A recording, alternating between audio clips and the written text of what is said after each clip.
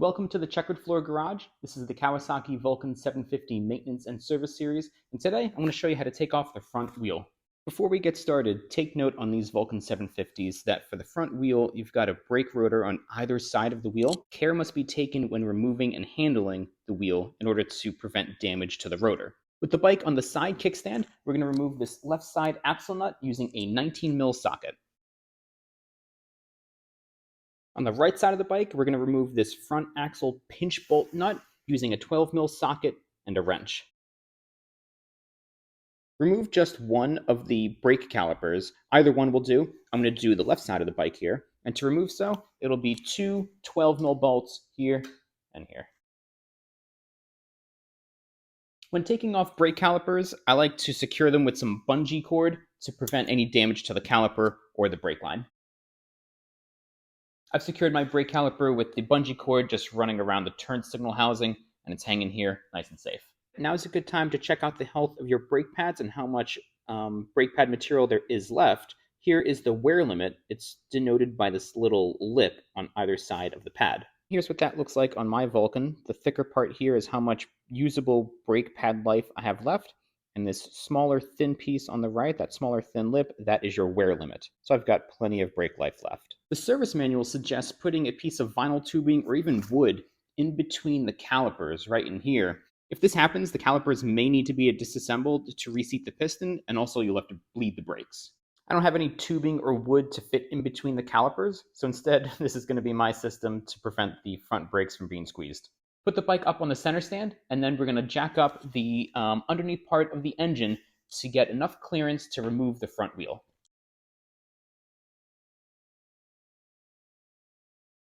Here's what that looks like for me. I used some scrap 2x4 wood to distribute the load across the bottom of the engine case. And here's the view from the left side of the bike.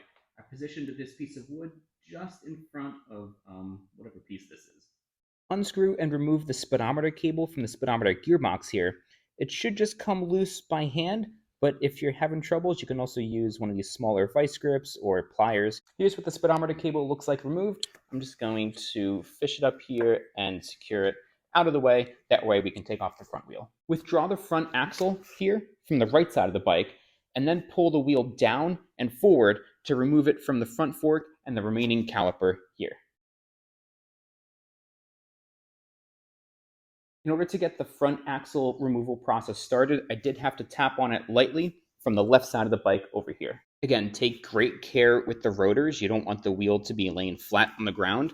Lean it up in a safe spot against a wall. And then also remove this spacer from the right side of the wheel. Keep it in a safe spot. The speedometer gearbox comes right on out. With the front wheel off, you can take care of a lot of items like wheel and rotor work, getting new tires.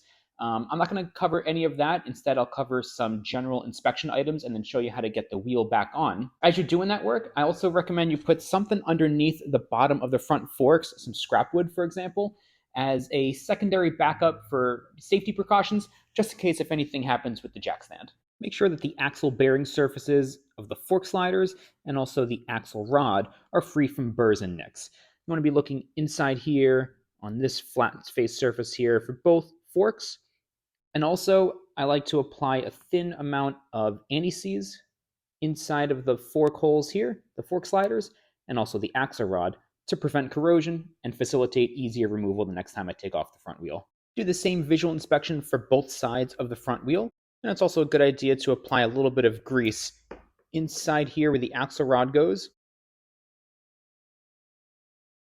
I applied a light coat of anti-seize to the other side of the speedometer wheel hub here that I'm showing you. And then also take note of these tangs inside the groove here.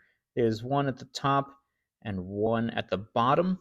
Those tangs will need to be aligned on the wheel here and here. The tangs only go on one way, so if you're having trouble, just rotate the hub around, the speedometer hub here, and eventually you'll find it just like that. The spacer goes on the right side of the wheel.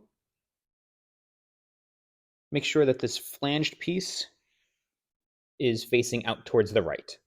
Next, we're going to put the front wheel back on. The spacer is going to face right with the speedometer housing facing left, and then the axle rod goes in such that the threads are facing to the left.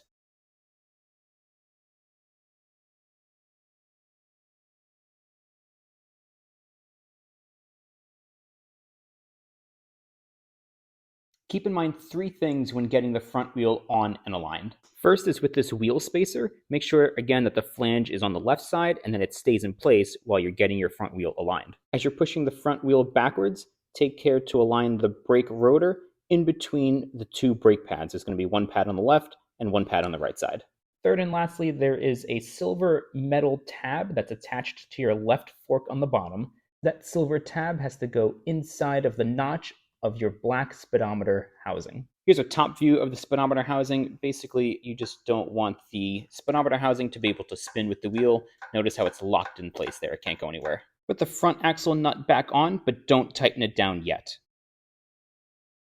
Spin the wheel a little bit, make sure it spins freely and there's no rubbing. Reinstall the speedometer cable. Notice how there's a notch here in the cable, and then there's a piece inside of the speedometer housing on your wheel that you got to align the tabs of the cable with. To make installation of the speedometer cable easier, I take note of the position of those notches of the cable. Remember those two prongs that I showed you? And then it has to align perfectly inside of the speedometer housing. So I take note of the position of the cable, the position of the housing, I align it first, and then I just go straight in. If you're still having trouble aligning that speedometer cable up with the speedometer housing, keep in mind you can also rotate the front wheel to get a more desirable position of that notch inside there of the speedometer housing. Tighten the front axle nut to 43 foot-pounds using a 19mm socket. You also need a screwdriver placed in the hole of the axle rod on the right side of the bike to prevent the axle rod from spinning as you're tightening it down. Install the front caliper using your 12mm socket, torque it down to 24 foot-pounds. With the caliper and axle nuts torqued down, you want to be able to spin the wheel freely, and notice how the speedometer housing does not move at all. And the speedometer cable gets routed right underneath the caliper right here. Next, we can remove the jack stand and get the bike off the center stand. With the front brake applied, push down hard several times on the handlebars to pump the forks and seat the front axle. Tighten down the front axle pinch bolt and nut. It goes right in through here. We're going to torque that down to 9.5 foot-pounds.